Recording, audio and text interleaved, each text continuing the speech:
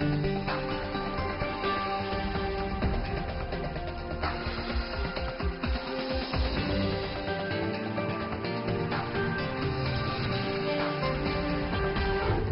today's World Insight, tensions on the high seas, what a U.S. Navy dual carrier drill in the South China Sea means for relations and stability.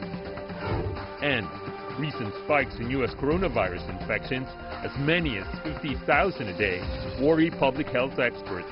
A word with the editor of the New England Journal of Medicine. We have an interest in making sure that infectious diseases which don't respect borders are controlled everywhere.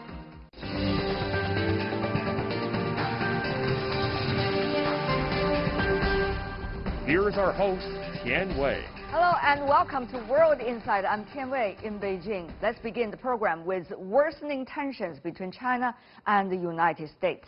Two U.S. aircraft carriers, the USS Ronald Reagan and USS Nimitz, are in the waters of the South China Sea. It's the first time Washington sent two carriers for drills in the area since 2014.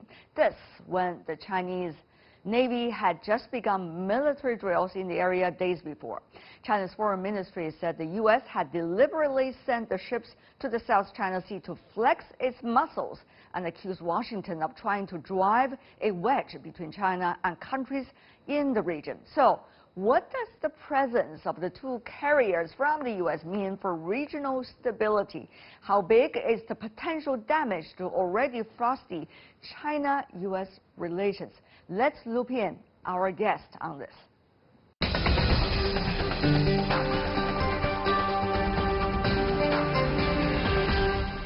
On the South China Sea issue, we are joined via Zoom in Shanghai, Shending Li, professor from the Institute of International Studies, Fudan University in D.C., Michael O'Halloran, who is a senior fellow with the Center for 21st Century Security and Intelligence and director of the Research for Foreign Policy at the Brookings Institution. Gentlemen, welcome to the program. How shall we assess the danger that is going on right now in South China Sea in terms of the face-off, quote-unquote, as some say, between China and the United States? Mr. O'Halloran. I think it's always concerning when you have the world's two greatest superpowers in close proximity with their military forces, and they each have somewhat competing views about the future proper role of the South China Sea and of who should be there with which assets. On the other hand, I don't really expect any kind of conflict because I think that both sides realize in the end they can't lightly take aim at each other's military forces.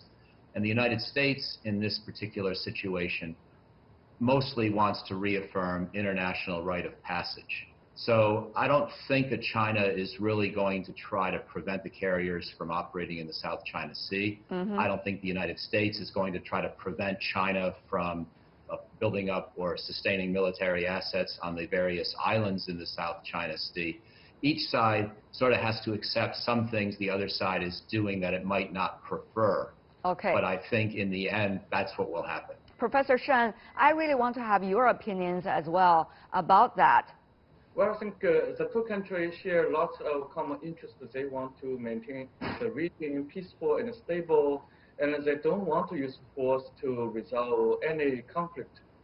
But both Navy are staging their drill in this place and presenting their will and muscle, making people a bit concerned if they want to use military to reinforce their claim for China's claim that it has legitimate sovereign and historical rights, and the U.S. claim to keep the region free of threat by exercising its right of freedom of navigation.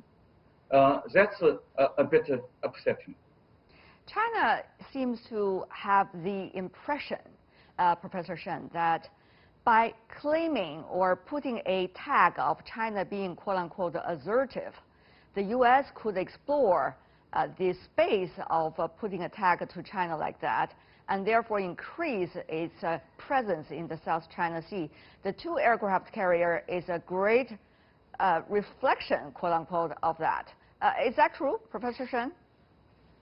Well, as Michael has said, the U.S.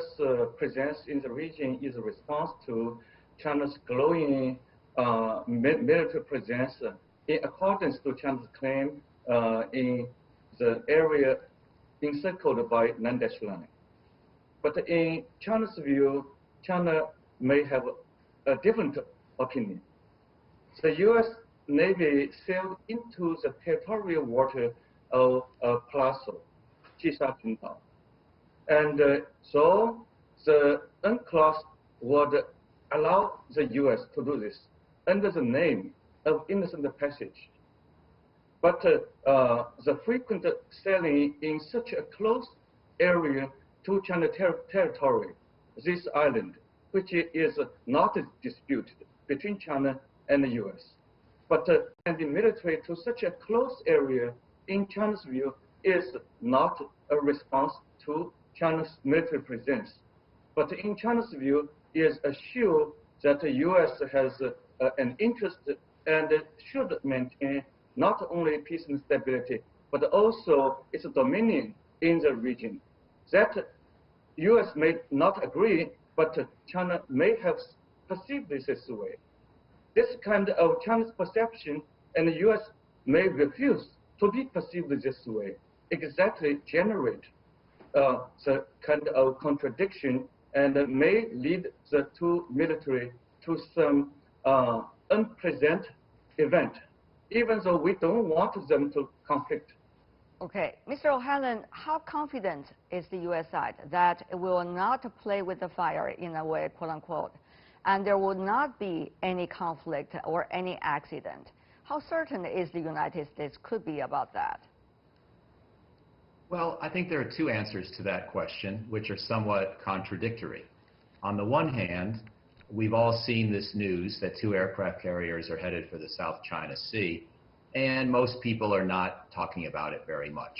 You know, we seem pretty calm because we're used to this sort of issue. Now, we don't always send two aircraft carriers, but we have frequently asserted the right of innocent passage, as Professor Deng-Xing Li just said. So in that sense, it feels sort of normal.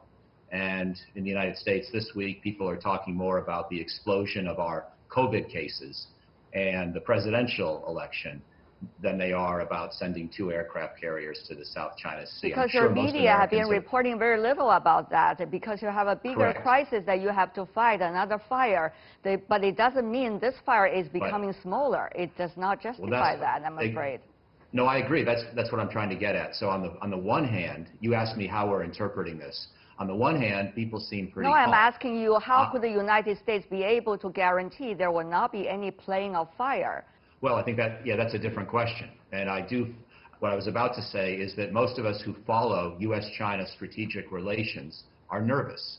I think we're nervous on both sides of the Pacific. My guess is that Professor Deng-Xing Li is a little nervous. I'm a little nervous. When we see the world's two most powerful countries trying to figure out a new way to coexist in the Western Pacific, as China's power has given it many more capabilities than it ever had before in this region, we are all a little bit nervous.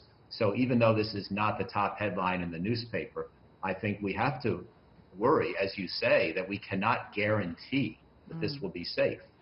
And so I would prefer that the two sides try to figure out some kind of a compromise. I think China needs to accept the United States is going to keep moving its Navy in the South China Sea, but the United States needs to accept that China will pursue some of its ambitions in that region in economic and territorial terms in regard to islands, in regard to economic development. Neither side is going to like that compromise perfectly, but that would be safer than having our military forces operate in this sort of a tense way in close proximity to each other. Professor Shen, it was from the year 2009 that the U.S. has been consistently increasing its presence militarily in the South China Sea, according to some of the media, international media reports. For example, the number of ships in the region, the number of sorties increasing to a much bigger number than it used to be. And now we have seen, since the COVID-19 outbreak, the U.S. side did not decrease, but rather doing the other way around, well, China is also trying to fight an outbreak like that. So how should we understand the ever-increasing presence of U.S. military in the South China Sea? Will China do the same? How will China guarantee about not having any accident? As our conversation between Michael and myself have been developed in such a way, the U.S. presence in this region in South China Sea is, in Michael's view, is a response to China's growing military activity in the region. Therefore, U.S. want to do something to make sure the region is still peaceful and stable. But despite the U.S. best intention, China has perceived this not exactly as the U.S. has presented. Primarily, when the U.S. naval ship sailed into the territorial water of Spratly, these are within 12 nautical miles. Theoretically, the UNCLOS would allow the U.S. to do this because the U.S. can claim its right of innocent passage. But China has its own national law. That may make China to think its national law may supersede with the international law. National law of the maritime territorial water law states, without China's prior permit, other countries' ship shall not sail into. U.S. use international law. China has not enforced its national law by kicking out the U.S. Ship. But China is nervous. As Michael has stated, both countries should reduce their apprehension with each other or against each other by making some dialogue and making some concession with each side. China should present itself in a way in the region not to disrupt the international sea lane of communication, so freedom of navigation or whatever civilian or military is guaranteed. Mm-hmm. But in the meantime, the U.S. should accord more consciousness. This is China's territorial water. U.S. can do this kind of sailing probably outside, a bit distant from China's island. What we are talking about today is not what we talked about in 2009. There's a huge difference in terms of the strategic relations between China and the United States. And this is an election year. This is also a year that has been haunted by this global pandemic, which make every economy, every government, every country suffers and feel nervous about. So what does that mean, this South China Sea issue, reflected by increasing military presence from both sides? Are they trying to play with fire at this critical point? Are they trying to answer their domestic nationalism in some corners of the societies? Do we have people that really have cool mind? Generally, Chinese government and the media and the public may perceive the U.S.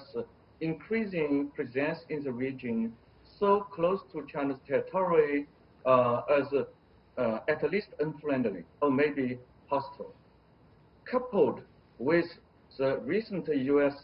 Air Force, it's a transporter flying over the space of Taiwan. In China's view, Taiwan is a part of China, and Taiwan space is China's territorial space. When China and the U.S. made an official relationship in 1979, U.S. agreed to withdraw its military from Taiwan. Now the U.S. military, the Air Force, is flying over Taiwan. And the U.S. Marine has released its video having court drill training program wearing U.S. uniform. And they are operating in Taiwan with Taiwan's military force. All this violated China-U.S. agreement. All U.S. troops should withdraw from Taiwan. That forms the foundation for China-U.S. official relationship, the so-called normalization. China would perceive all this as a kind of provocation. This is my observation. Mr. O'Hanlon.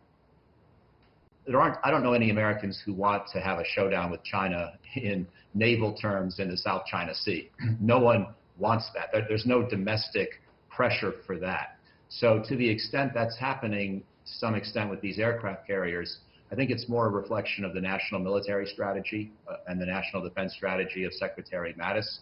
And he said that we should be strategically predictable, but operationally unpredictable.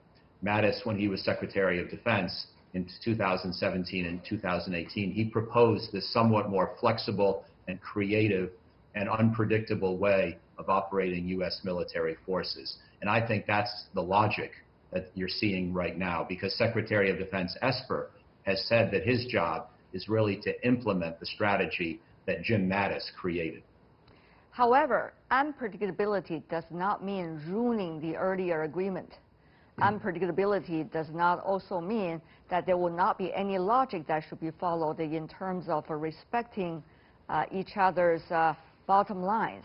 So, Mr. O'Hanlon, while trying to understand the ego of every U.S. general and every administration official currently in Washington, people are having a hard time trying to understand why the U.S. will not go with the earlier agreement with China about Taiwan, as Professor Shen earlier mentioned, and some of the other things regarding security. This is not just about trade. This is about security.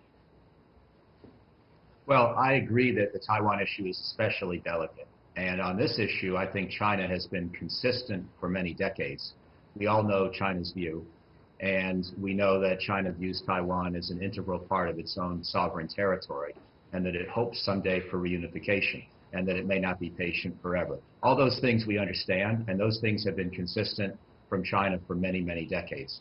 So I think that I personally am in favor of handling the Taiwan issue with the utmost of care and trying not to disrupt past patterns. The increasing presence of military in the South China Sea are making these economies also more nervous about a reluctant choice they had to make in the near future, and they don't want to do that. So, Mr. O'Hanlon, while thinking about the security, does the U.S.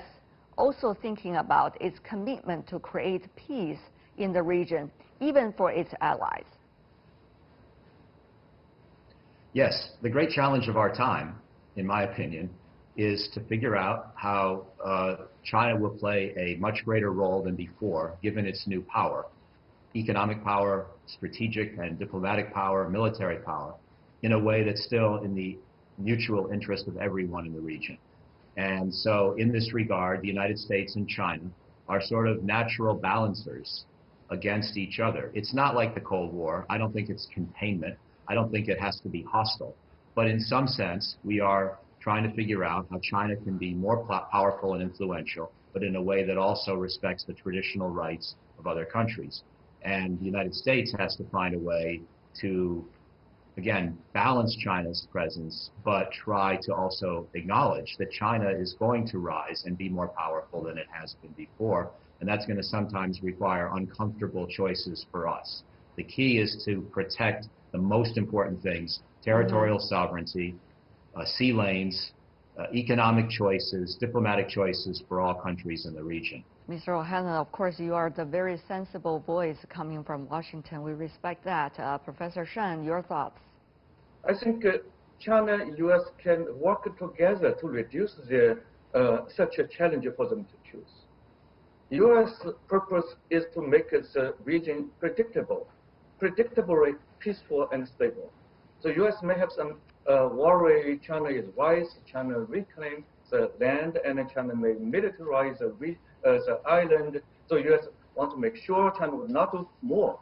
And China want to talk to each of them individually through many parallel bilateral talk to be coupled with multilateral talk. China is willing to talk. So probably U.S.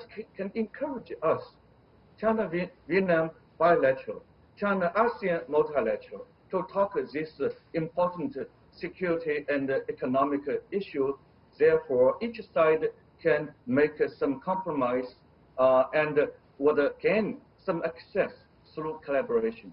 why our two sides still need to talk to reduce any unintended negative consequence due to such a kind of operational unpredictability.